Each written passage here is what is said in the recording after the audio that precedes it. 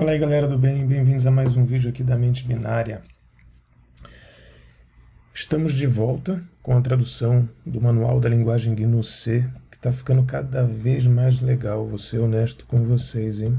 Estou curtindo muito fazer isso, está dando um trabalho muito maior do que eu imaginava, mas está legal. Eu estou usando também ChatGPT, né, para me ajudar com a tradução em si. Fui treinando um modelinho lá, né, um chatbot, na verdade, para poder ir ajudando. Bom, mas vamos lá. Esse capítulo, que é o capítulo 6, temos aqui 1, 2, 3, 4, 5, 6, é o capítulo que trata de aritmética. E é um capítulo muito, muito, muito denso. Falei, nossa, se eu fosse de fato cobrir tudo que esse capítulo está dizendo, acho que daria um curso, não um vídeo. E eu teria que estudar muito, inclusive, porque é realmente bem denso. E não é tão simples, são muitas regras, tá? Mas eu vou fazer, como eu sempre faço, né? Passar aqui pelo capítulo, ressaltando algumas coisas. Agora, entender mesmo esse capítulo não é assistir esse vídeo, não é só ler o capítulo, é estudá-lo, ou seja, ler e fazer uma série de testes. Estudar mesmo. É um capítulo que levaria aí, eu diria que dá para estudar pelo menos um mês, só esse capítulo, tá bom? Você de fato entender o que está acontecendo na computação aqui em termos de aritmética, na linguagem C, né? Bom, primeiro, o início aqui do capítulo, né, basicamente fala que os operadores matemáticos aí de aritmética, aqui mais para subtração, mais para adição, menos para subtração, e o asterisco para multiplicação, não é o X, né, como a gente faz no caderno, nas escolas brasileiras. Depois ele comenta que existe a questão do tipo comum, né, que os dados são promovidos, né, são convertidos. Por exemplo, se você está multiplicando, né, um int por um double, né, o tipo comum é o double. Ele avisa que, né, isso ocorre porque double pode representar todos os valores que um int pode conter, mas o contrário não é verdadeiro, né? Um int não pode representar tudo que o double pode conter. E aí a aritmética é feita, né, as operações aritméticas são feitas convertendo, né, o tipo menos poderoso, digamos assim, para o tipo mais poderoso, né, ou maior.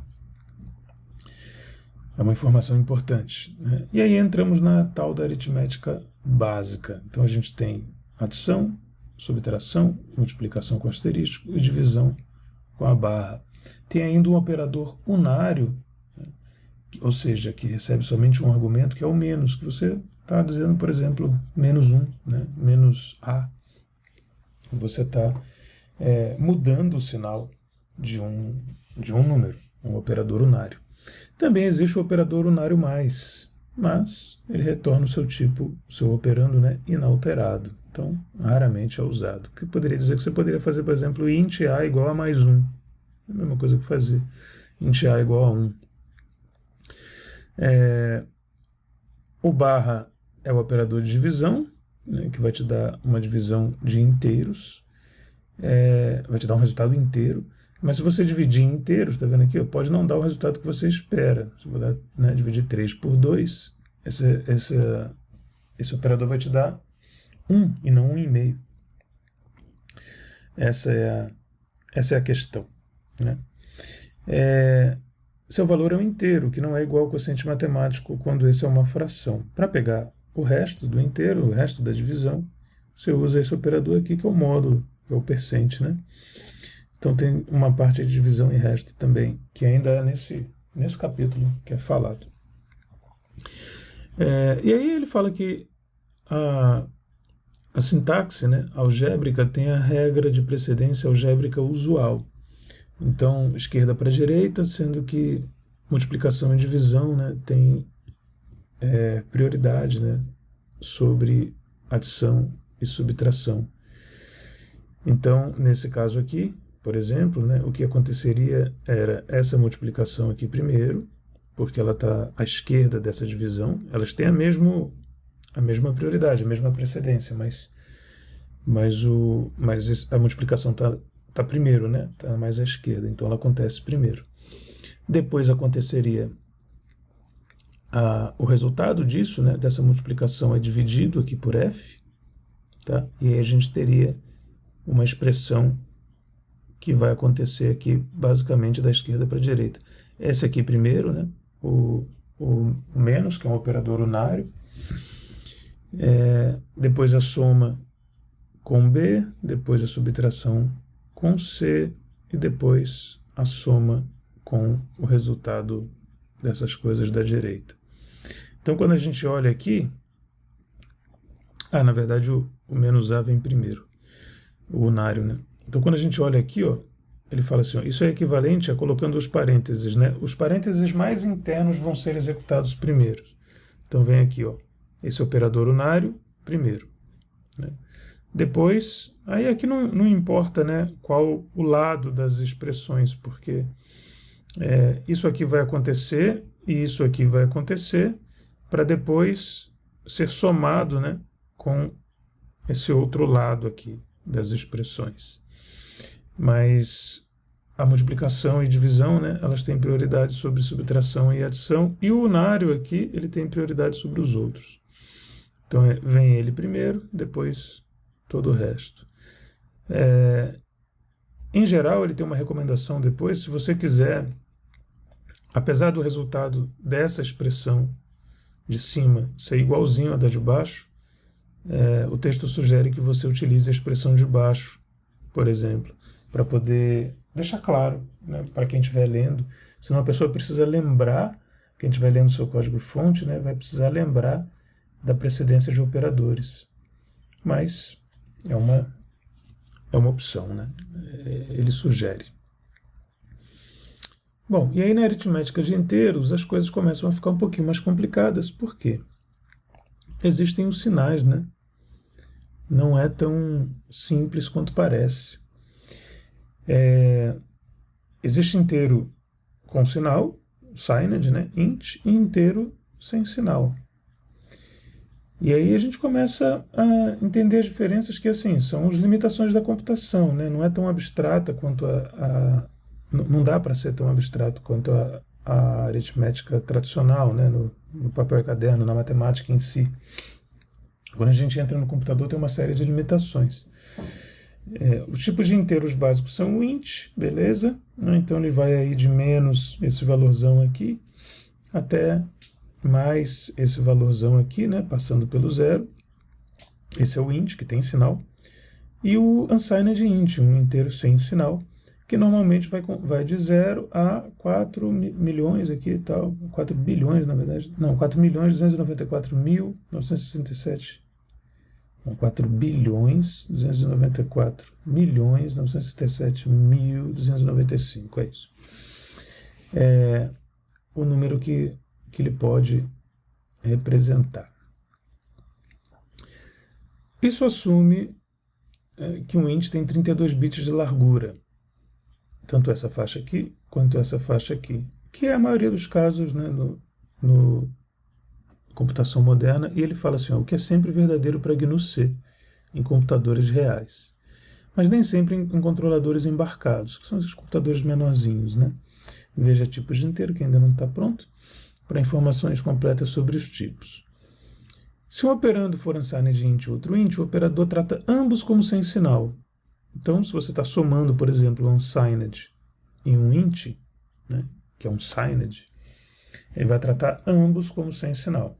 Isso por conta daquilo que a gente conversou sobre o tipo comum, né? Tem que escolher um tipo comum entre eles, né? Nem sempre, na verdade, é o maior. Nesse caso aqui, eles têm a mesma capacidade, né? Ambos têm 32 bits.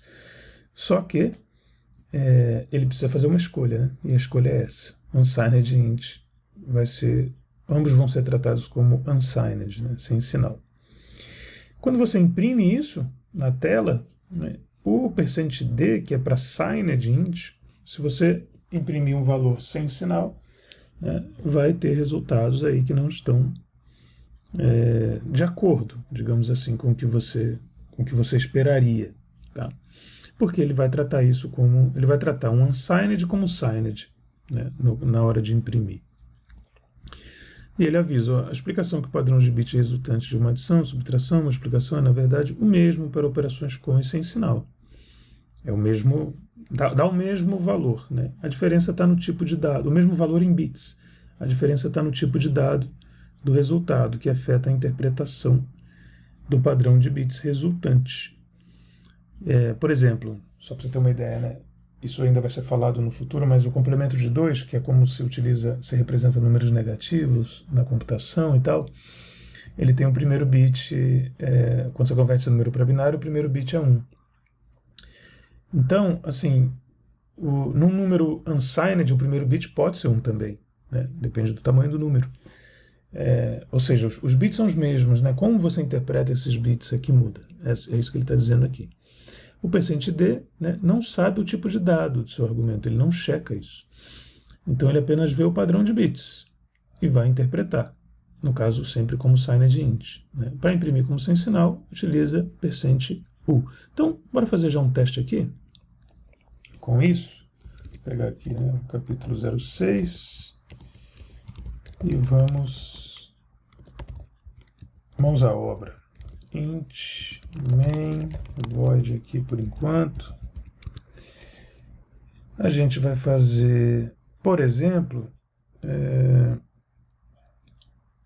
unsigned, né, int x. E vamos colocar nele aqui, sei lá, 3, 2, 3, 1, 2, 3, 1, 2, 3, que é maior do que aquele 2 bilhões lá, né? Posso até forçar esse número como unsigned, mas tudo bem, deixa assim por enquanto. E vamos imprimir como unsigned, que é o que ele é. Tá? Eu vou botar aqui embaixo, make 06, é isso? Ah, sim, lógico, esqueci o argumento. X. Make 06 e 6. Olha lá. 3.000, né? 3 bilhões, né? Como unsigned. Se eu mostrar isso daqui como signed,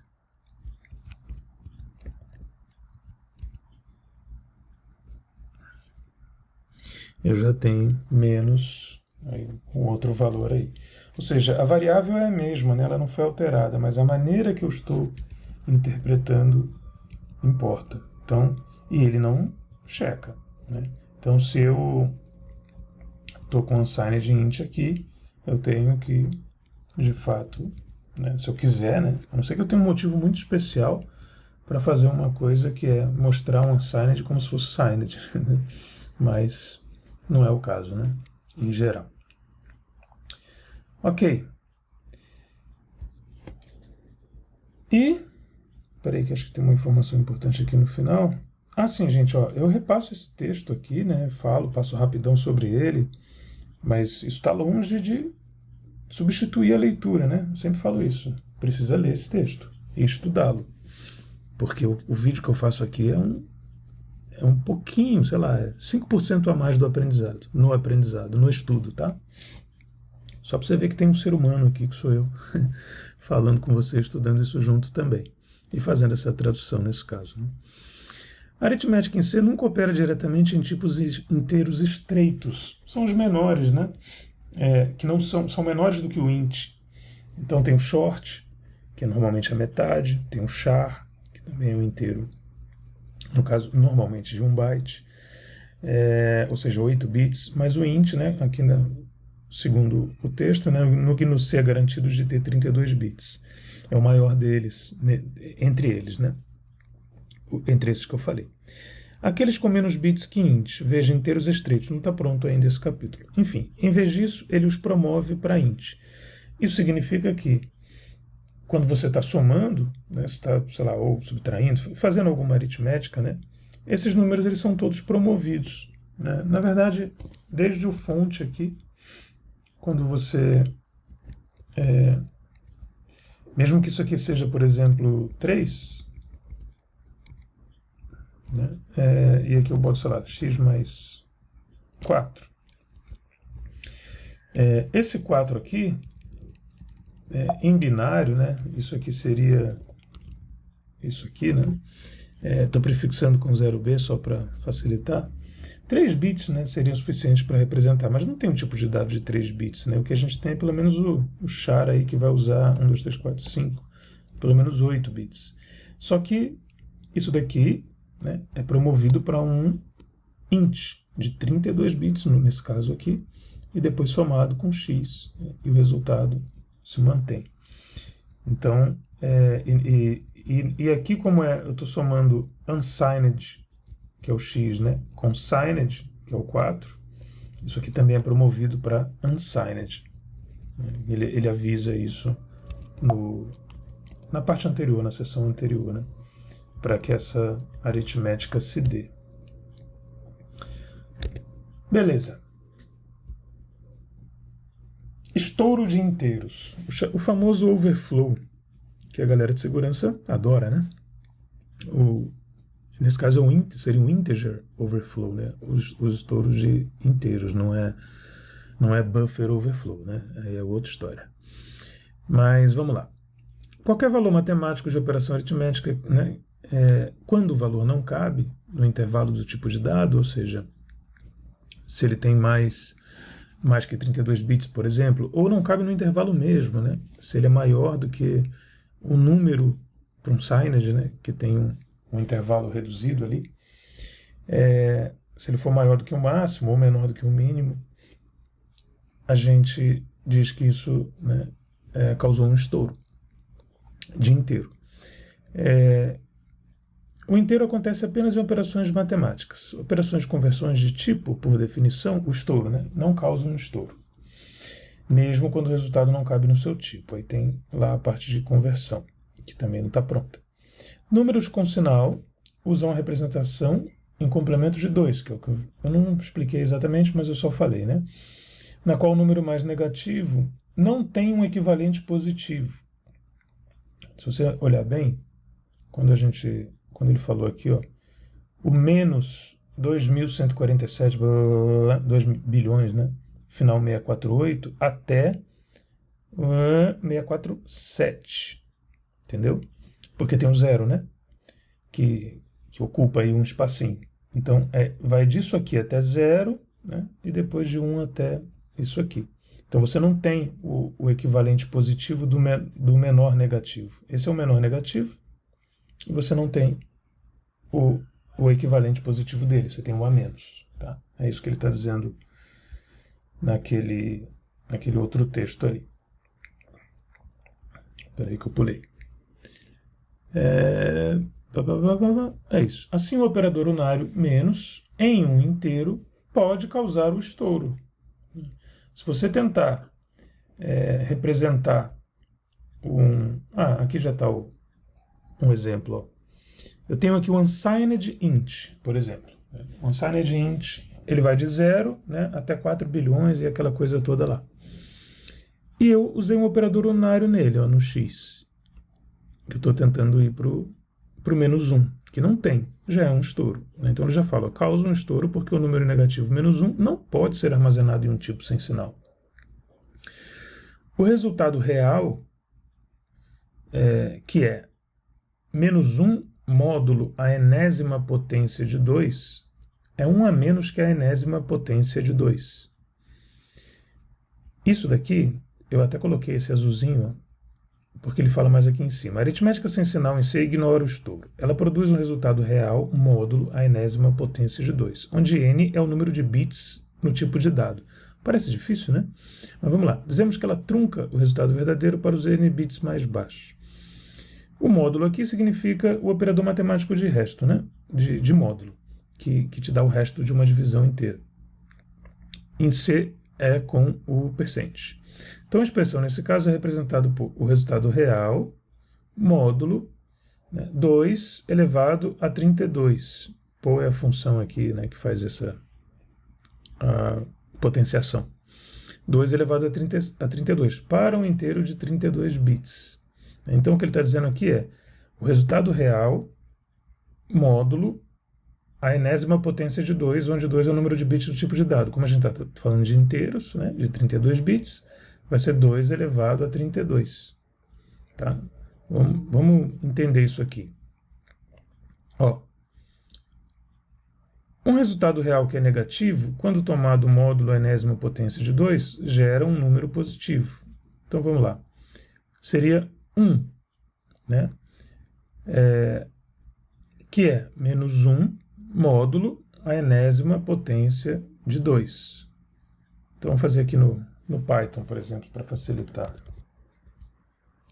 Menos 1 módulo a enésima potência de 2, no caso 2 elevado a 32.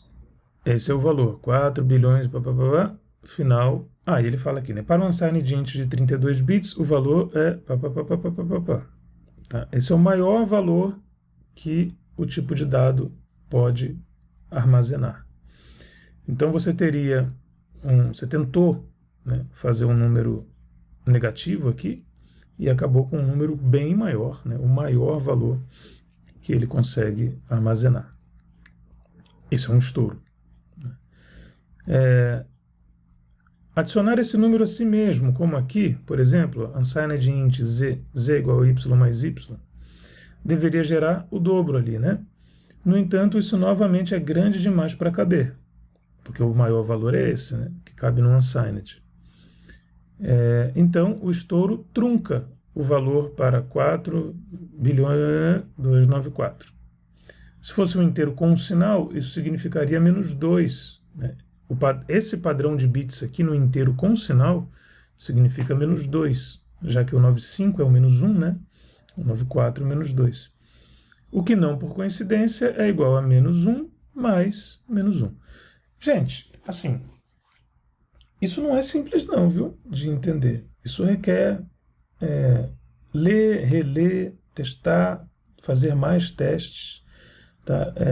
Tratar esses padrões em binário. Tem o nosso curso de C, eu falo disso, né, quando eu falo de int, mas enfim, é um estudo profundo, assim, que leva tempo. Tá? Não é tão rápido de compreender isso não. E o vídeo também não dá tempo para ficar falando muito, senão a gente vai ficar num assunto só, sabe? Isso para inteiros sem sinal, né, o estouro. Agora, estouro em inteiros com sinal, né, o resultado é indefinido, né, chamado de UB, né, Undefined Behavior. O que significa que qualquer coisa pode acontecer. Portanto, compiladores em C podem fazer otimizações que tratam casos de estouro. Essas otimizações podem fazer coisas surpreendentes, né, tá dizendo. Por exemplo, aqui, nesse caso, eu estou testando se I é menor que I mais 1. Em princípio, né, isso seria sempre verdadeiro, porque I vai ser sempre menor que I mais 1. Né? Um valor vai ser sempre menor que ele mais 1. Né? No entanto, né, essa expressão pode causar um estouro, dependendo do valor de I. Essa é a questão. Então, isso daqui, ele fala aqui, ó, a condição if é sempre verdadeira se I mais 1 não causar estouro. Mas e se causar? Então, para esses casos, tem duas opções aí que ele avisa, né, que o GCC tem o suporte. Uma é essa frapv, que faz com que as operações de inteiros sejam, né, definidas como operações de inteiros sem sinal. As com sinal viram operações de inteiros sem sinal. Então, elas produzem, né, os n bits menos significativos do resultado real sempre. E acabou. Né? Então, as operações fora do intervalo não são consideradas estouros. Então, os estouros nunca acontecem. Os estouros não acontecem. Uma outra, e aí ele fala como é tratado e tal, e uma outra opção, que eu acho até mais legal, porque você é avisado, né, em tempo de execução, no caso, sobre um overflow, né, sobre um estouro de inteiros, é essa opçãozinha aqui, que exibe uma mensagem de aviso se você estiver fazendo uma operação que pode causar um estouro. Então, por exemplo,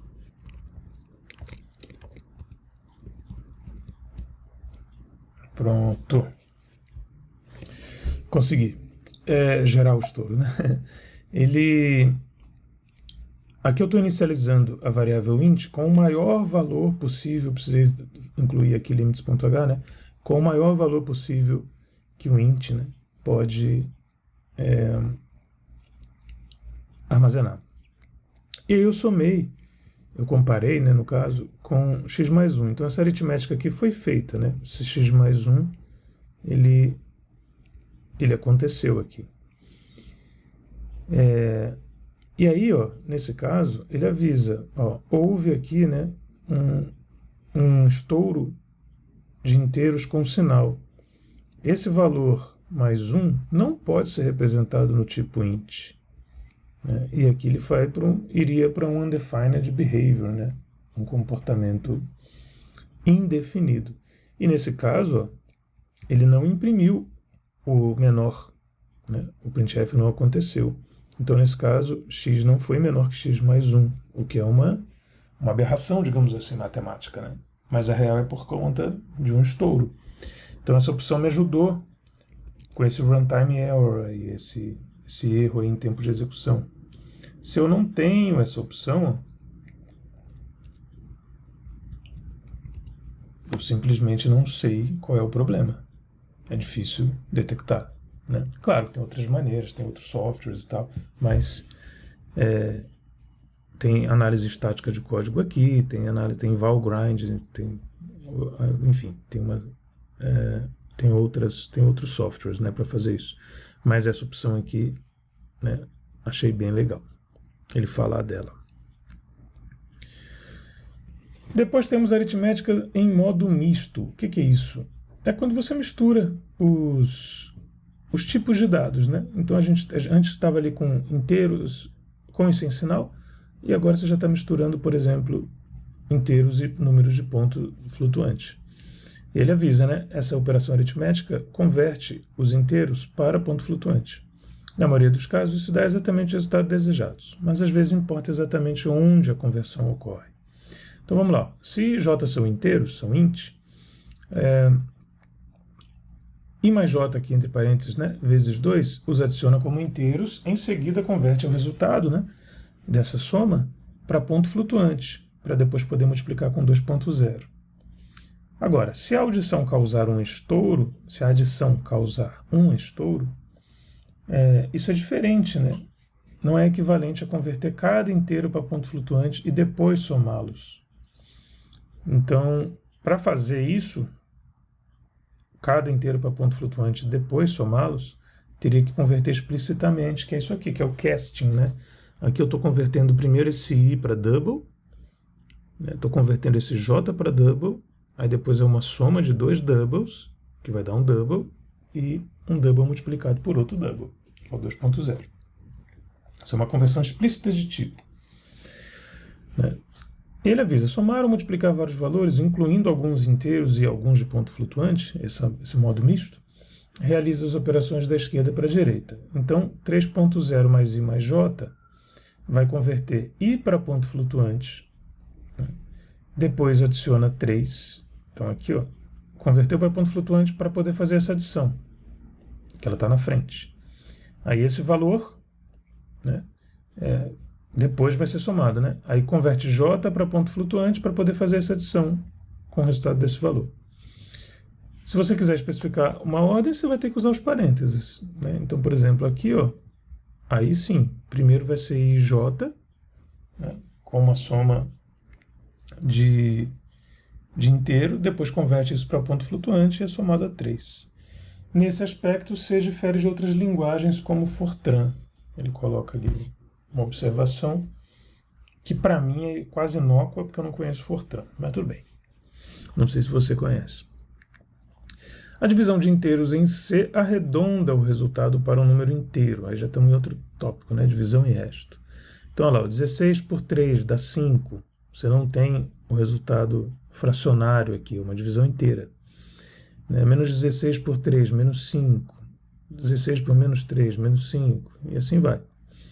Para obter o resto, que sobra 1, né? 3 vezes 5, 15, para 16, 1. O resto é 1. Você usa um outro operador. Então você tem que fazer uma outra operação. Essa operação aqui, ela te dá só o resto. Percebe que assim, quando a gente aprende, né, na matemática, a gente tem assim, né, dividendo, certo? Aí a gente faz uma coisa meio assim, né,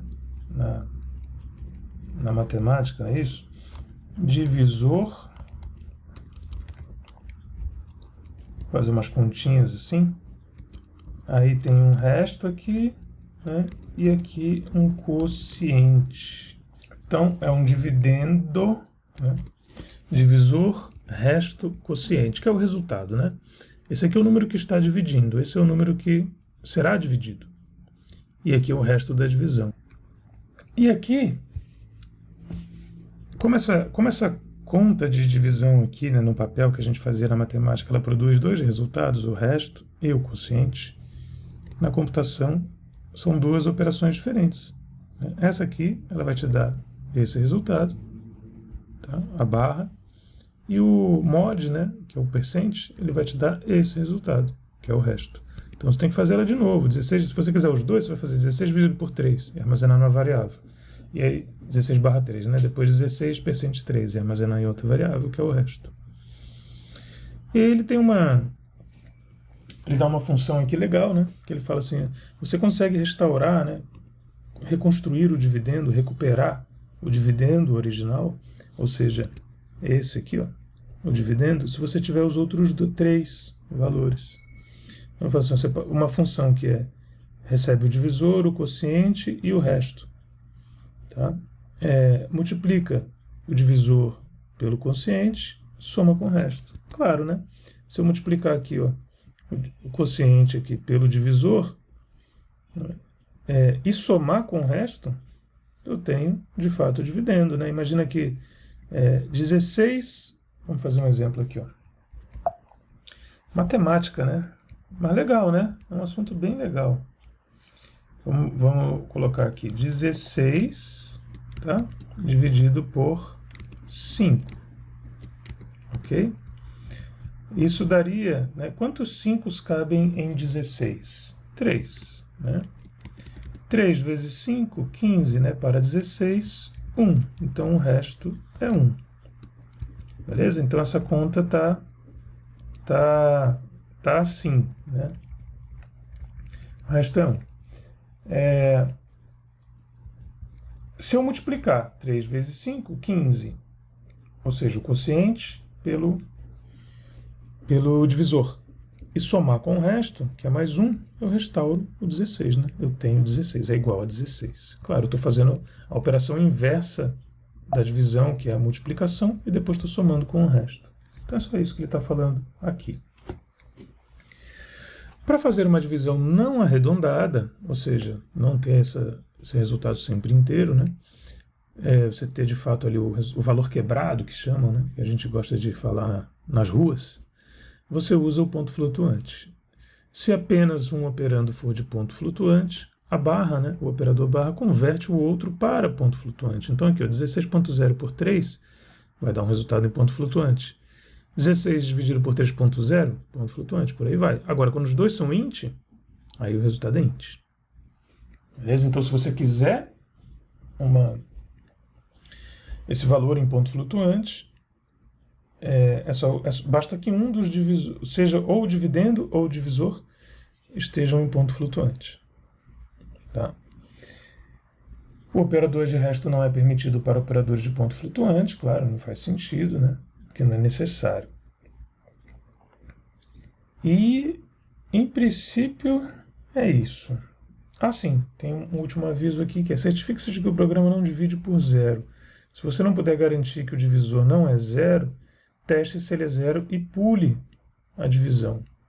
A divisão por 0 leva a resultados imprevisíveis. Então você tem que testar isso aí. Se você tiver numa operação, um programa que faz uma operação de divisão, e esse divisor pode ser 0, primeiro vê se ele é 0. Se ele for 0, tem que fazer outra coisa, aborta, sei lá, você vai fazer. Mas não confia. Aqui ele fala de comparação.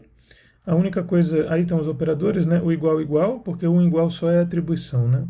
Que tem aqui a ressalva. E depois os de ordenação, que a gente pode chamar de comparação também, mas enfim, eles são de comparação, né? Mas eles não comparam a igualdade, eles comparam se é maior ou menor, então por isso que é chamado de ordenação. Aqui é maior ou igual, menor ou igual e maior ou igual. A única questão aqui, talvez a parte mais interessante, é que o conceito de verdadeiro e falso em C é numérico também. Então, A igual a igual a B, por exemplo, se isso for verdadeiro, na verdade o resultado dessa expressão é 1. Tá? Isso significa que coisas assim, ó, por exemplo, vou botar aqui, ó, int x, né? 8 é igual a 8, tá? E eu imprimir o valor de x na tela, o que vai acontecer?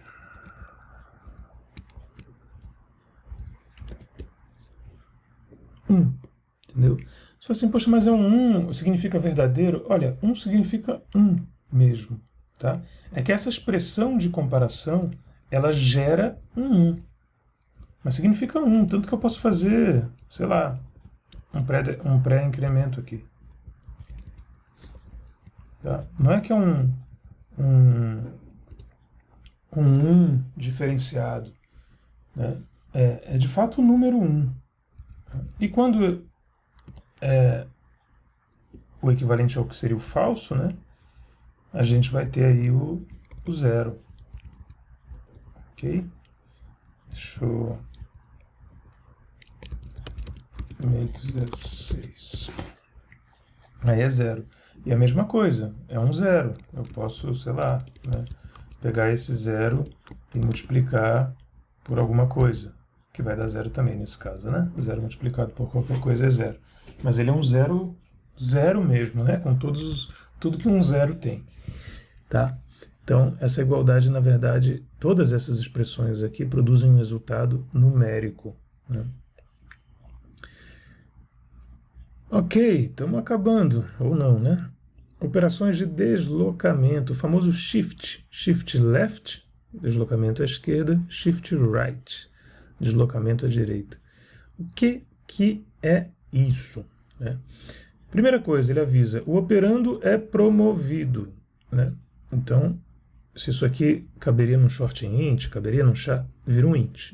Tá? Até porque o número de bits importa no resultado desse deslocamento. Então vai virar um int, que no caso de 32 bits aqui. O deslocamento nunca opera um tipo de dado estreito, um inteiro estreito, né? Ele é sempre int ou mais amplo. Tá? O resultado da operação de deslocamento tem o mesmo tipo que o operando do lado esquerdo, promovido. O resultado vai ter o mesmo tipo. Aí ele avisa, né, que é até o nome de uma seção. Deslocar gera novos bits. Deslocar para a esquerda deve gerar um novo bit menos significativo. Ele insere, né, sempre insere um 0 ali, à direita do número, né, o bit menos significativo. Isso equivale a multiplicar pela potência de 2 correspondente. Bora ver isso. Ó, o que isso quer dizer? Deixa eu pegar aqui. Ali o exemplo é 5, né? 5 por 3. 5 shift left 3. Essas operações, elas são operações, então aqui, ó, bit a bit. Né? São operações bit a bit. O deslocamento aqui. Então, o que vai acontecer quando a gente faz esse deslocamento, né? Ó, o número seria 5, né? Então 5 é isso aqui, certo? 1, 0, 1, em binário. Esse é 5, em binário. No entanto, a gente está falando de 32 bits. Ele vai ser promovido para um int, né? Então, sei lá, vou pegar aqui print 0, né? Vezes 32, só para a gente ter aqui 32 zeros, sem erro. Aqui temos 32 zeros. O número é 5, então ele vem assim, 101. Esse é o 5 promovido em 32 bits. Vou botar aqui 5 em 32 bits, né? Beleza? E ele vai ser deslocado, né? Vai ser deslocado 3 bits. O que isso significa, deslocar 3 bits? Vou tirar esse 0b aqui só para facilitar, tá? Mas a gente sabe que isso está em binário. O que é deslocar 3 bits? Para a esquerda. É isso? Para a esquerda. Essa setinha, né? São dois menor que significa que está deslocando para a esquerda. Quando eu desloco um bit, é como se eu empurrasse todo esse número, pego todo esse número e empurro para a esquerda, para a margem aqui desse texto, né, desse editor. Isso significa que eu deleto esse primeiro bit e aqui eu preencho no bit menos significativo, que é o que ele falou, com 0. Né? Ou seja, esse 0 aqui, ele entrou agora nesse número. O número virou aqui 10, 10. Era 5, né? 10, 10 em binário é 10. Virou 10. Só que é deslocar 3 bits, né? Naquela operação ali. Então, eu vou fazer isso de novo. Então, eu tiro mais 1 e mais um 0. Tá? Virou 20 aqui já. Se você converter, né? Aqui é 2 elevado a 0, 2 elevado a 1, 2 elevado a 2, que é 4. 2 elevado a 3, 2 elevado a 4, que é 16. 16 mais 4, 20. Já estou com o número 20. Está vendo que eu estou dobrando o número, né? Mais uma vez, tira-se um 0, coloca um 0 aqui. Agora eu já tenho o 40. Né? Então, 0, 1, 2, 3. 2 elevado a 3, que é 8. Né? E 2 elevado a 5, que é 32, vai dar 40. 32 mais 8. Ou seja, isso aqui é o 40. O que ele está dizendo ali é fazer 5 shift left 3 é a mesma coisa que fazer 5, né, vezes 2 elevado a 3. Ok? 2 vezes 2, 4. Vezes 2, 8. Isso é 2 elevado a 3. 8 vezes 5, 40. Tá bom? É só isso, né, que está sendo dito aqui. O significado de deslocar para a direita, isso a gente está falando de esquerda. Agora, o deslocamento à direita vai depender se o tipo de dado é com ou sem sinal. Então, você vê que as coisas ficam mais complicadinhas. Para um tipo de dado com sinal, ele realiza um deslocamento aritmético. O que isso significa? Mantém o sinal do número inalterado ao duplicar o bit de sinal. Por que isso? Nos números com sinal, esse primeiro bit aqui,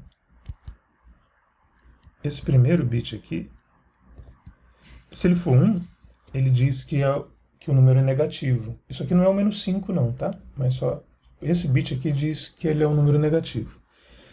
E se ele for 0, significa que o número é positivo. Então, assim, supondo que ele seja 1, e você faz o deslocamento para a direita, né? O 0 entraria um 0 aqui. E o número deixaria de ser negativo. Então, o que ele está dizendo aqui é, nesse deslocamento, né, para a direita, num dado com sinal, ele mantém o sinal inalterado. Ele segura aquele bit ali, né? Na verdade, ele duplica, né, esse bit de sinal. Para um tipo de dado, senão ele vai perder o sinal. Para um tipo de dado sem sinal, unsigned, né, aí ele realiza o deslocamento lógico que sempre insere zeros no bit mais significativo, que é o primeiro. Né? Isso aqui esses são os bits mais significativos, né? O mais significativo é esse. E os bits menos significativos aqui no fim, o menos significativo é esse último aqui. Show! E tem mais algumas coisas aí. Algumas advertências, né? Alguns avisos. Se a contagem do deslocamento for igual ou maior que a largura dos bits, ou seja, se você tentar deslocar 32 bits,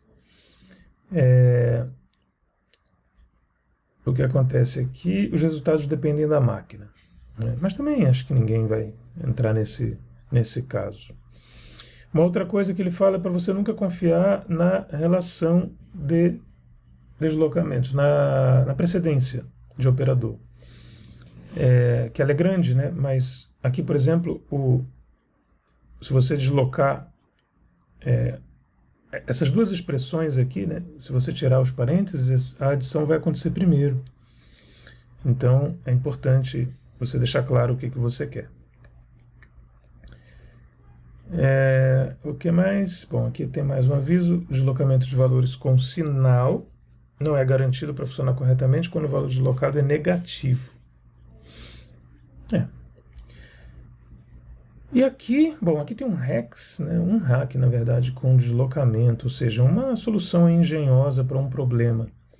Nesse caso aqui ele utilizou uma variável int só, né, e ele está olhando esse inteiro em binário, em 32 bits, ele está usando parte desses bits, uma parte desses bits para armazenar o dia, uma parte para armazenar o mês e uma parte para armazenar o ano.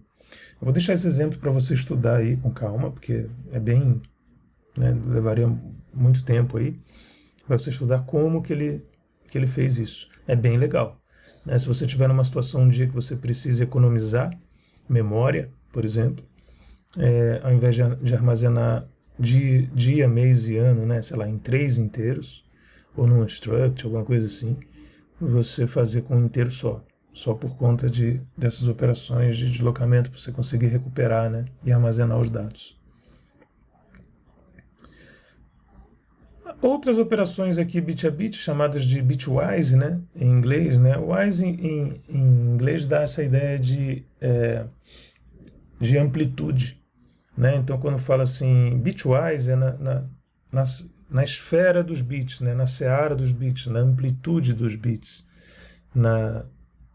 Tô falando sobre bits, né? Estamos trabalhando no âmbito dos bits, tá?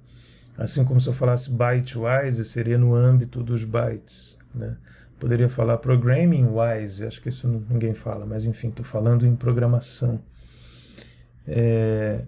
Tem gente que em inglês fala assim, sei lá, money-wise, quer dizer, falando em termos de lucro, em termos de dinheiro, tal coisa vale a pena ou não, enfim. Então, bitwise tem esse sentido aí. A gente tem aqui a negação, que simplesmente inverte os bits, tá? Então, o que era 1 vira 0, o que era 0 vira 1.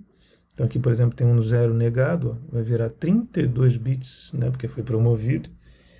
32 bits 1, porque isso aqui são 32 bits 0, né, ao ser promovido. Aqui está a inversão de um outro número, por aí vai. A conjunção, que é o AND, né? Eu botei aqui E ou AND. É o operador bit a bit. Né? Cada bit no resultado cada bit no resultado é 1 se ambos em A e B forem 1. Então, esse primeiro bit aqui no A, digamos que esse seja o termo A e esse o termo B, né? No A ele é 1, no B ele é 1. Então, no resultado vai ser 1 também. O segundo bit no A é 0, no B é 1, então ele vai ser 0, porque tem que ser os dois, né? 1. Já na disjunção, que é o OU chamado de OU inclusivo também, ou de disjunção, ou de OR, né? Basta que ou A ou B seja 1, né? Que um bit seja 1 entre os termos entre os operandos, né? Para que o resultado desse bit seja 1 também, lá no resultado. Então aqui 1 ou 1 dá 1, 0 ou 1 dá 1, por aí vai. Esse é o OU inclusivo, né? E tem o OU exclusivo, que é o XOR, ou em português a gente muitas vezes fala XOR, né? Que nesse caso aí, se em somente um dos operandos for 1, né, aí o resultado do XOR é 1, do contrário vai ser 0. Então aqui, por exemplo, 1 em 1 vai dar 0, porque tem que ser em 1. Somente um deles tem que ser 1, né? 0 em 1 vai dar 1, e por aí vai. Aí ele avisa, né, que os computadores modernos utilizam complemento de 2, então, para inteiros com sinal, né, isso vai ser falado mais na frente, sobre a representação de inteiros, você vai ter que entender os efeitos disso, de um XOR, por exemplo, em números negativos. Tá? Não é tão óbvio. Bom, e aqui tem mais um exemplo também, e acabou o capítulo. Capítulo grande, bem denso. Ele é grande tanto em extensão mesmo, assim, né, quanto em densidade, né, em estudo. Dependendo das dúvidas que surgirem aí no chat, pode ser que eu insira mais comentários aqui, né, no texto, ou não, né, se já tiver tudo claro, mas é um capítulo bem interessante. Você fala assim, mas no Python eu não tenho esse problema, eu posso botar um inteiro lá do tamanho que eu quiser e tchau, eu não preciso entender nada disso. É verdade, só que você não está estudando Python aqui, está estudando C. E assim, isso é como o computador armazena, né? Essas coisas são muito equivalentes, né? Tem uma equivalência quase que direta. As instruções assembly que trabalham com inteiros com, sem sinal. Então o C está muito próximo disso. É de fato como o seu computador vai funcionar. Mesmo que a linguagem que você use, em alguns casos, você não precisa se preocupar com isso. É assim que a computação funciona. Então é importante entender, eu acho, né? Para quem está estudando para ser um profissional ou uma profissional de computação em qualquer área, é bem interessante entender isso, tá bom? E para alguns casos é requerido, né? Se você vai trabalhar aí programando em C, por exemplo, ou em C++, isso daqui é um assunto importante. Beleza? Bom, gente, vou ficando por aqui. Lembrando que a Mente Binária é uma ONG, né, uma instituição sem fins lucrativos. Se você quiser apoiar os nossos projetos, vou deixar o link aqui embaixo, mentb.in/apoia. Já está aí na descrição. E a gente vive dessas doações, tá bom? Para fazer projetos como esses aqui. Então, se você quiser dar uma força, a gente agradece muito para manter esse canal sem propaganda, que você está vendo, né? Não tem propaganda. E os nossos conteúdos, né? No portal, aqui, enfim, todos os nossos projetos aí sociais e de livre acesso. Legal? Um abraço, até a próxima e tchau!